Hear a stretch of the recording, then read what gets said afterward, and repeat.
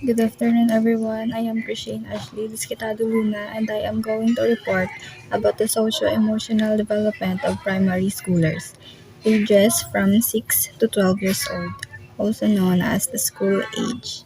The contents of my report includes introduction, Erickson's psychosocial view, the 5 competences, and the developmental supports. Introduction. Entering primary school can be a challenging transitional period, and it is important to ensure that children have adequate school readiness skills to manage this transition. Over the past few years, besides academic readiness skills, growing attention has been focused on social emotional development for children entering primary school. This coincides with increasing awareness of research indicating that social emotional difficulties can lead to a variety of negative outcomes, such as emotional difficulties or poorer academic achievement. The opposite effect is also true. Increased social emotional competences are linked with school success and general positive life outcomes. As children enter primary school, they are faced with increased demands for well-regulated and goal-directed activities such as complying with school rules and following group instructions. This requires the child to apply self-regulation skills and inhibit behaviors that might impact their ability to participate in class. Children are also required to make friends by initiating and sustaining positive relationship or even display interpersonal problem-solving skills when conflict arises. Erickson's view. Erickson's view is that the social environment, combined with biological maturation, provides each individual with a set of crises that must be resolved. The individual is provided with a sensitive period in which to successfully resolve each crisis before a new crisis is presented. The results of the resolution, whether successful or not, are carried forward to the next crisis and provide the foundation for its resolution. Erickson's fourth psychosocial stage. Stage 4, which is the industry versus inferiority. The fourth psychosocial stage takes place during the early school years from approximately ages 6 to 12. Through social interactions, children begin to develop a sense of pride in their accomplishments and abilities. Children need to cope with new social and academic demands. Success leads to a sense of competence, while failure results in feeling of inferiority. The outcomes. Children who are encouraged and commended by parents and teachers develop a feeling of competence and belief in their skills. Those who receive little or no encouragement from parents, teachers, or peers will doubt their abilities to be successful. Successfully finding a balance at this stage of psychosocial development leads to a strength known as competence, in which children develop a belief in their abilities to handle the tasks set before them. The 5 competences. The Collaborative for Academic, Social, and Emotional Learning, or the CASEL, has outlined 5 core social and emotional competences that are important foundation for a child's well-being in primary school. These 5 competences includes self-awareness, self-management, social awareness, relationship skills, and responsible decision-making. Self-awareness is the ability to identify one's emotion and thoughts and how they influence behaviors. The ability to recognize one's strength and limitation with a well-grounded sense of confidence to face challenging situations. Self-management. The ability to successfully regulate one's emotions, thoughts, and behaviors while working towards personal and academic goals. This includes emotional regulation and impulse control skills. Social awareness. The ability to emphasize and display perspective taking skills. This includes respecting people who may look and act differently from themselves. Relationship skills. The ability to establish and maintain healthy and rewarding relationships. This includes knowing how to communicate clearly, listen well, cooperate with others, negotiate conflict successfully, and knowing when to seek help if required. And lastly, responsible decision making.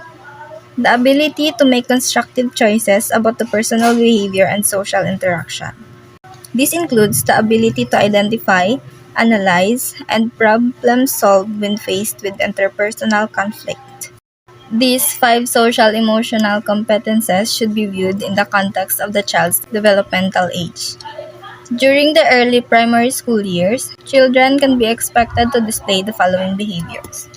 First, show empathy towards the peers, resolve the interpersonal conflict without fighting or compromise, able to identify emotion and display basic self-regulation skills when angry or scared, initiate social interactions, and be a member of a group, share, listen, take turns, cooperate, negotiate disputes, be considerate, and helpful.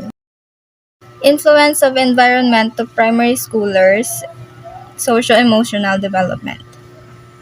Parents can gain an understanding of their social and emotional strengths and weaknesses by observing the child's development at home or by working collaboratively with their child's preschool teacher.